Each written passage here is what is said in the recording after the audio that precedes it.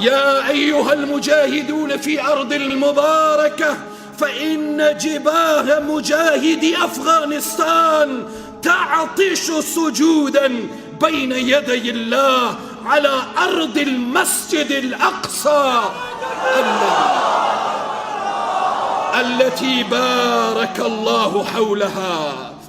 يا أيها المجاهدون الأرض المباركة، يا أهلنا في فلسطين الباسلة، يا أيها المجاهدون الأبطال، اعلموا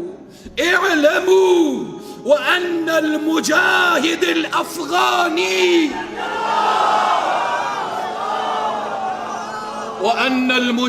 الأفغاني إذا وعد وفى.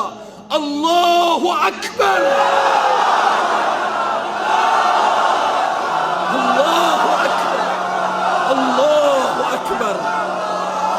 خيبر خيبر يا يهود، خيبر خيبر يا يهود،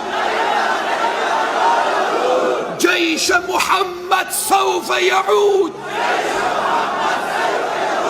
جيش محمد سوف يعود.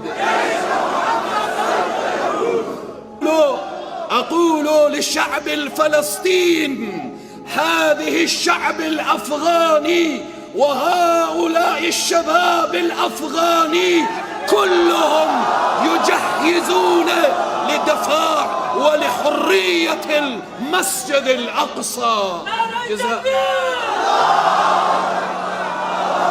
جزاكم الله خيرا وبارك الله فيكم.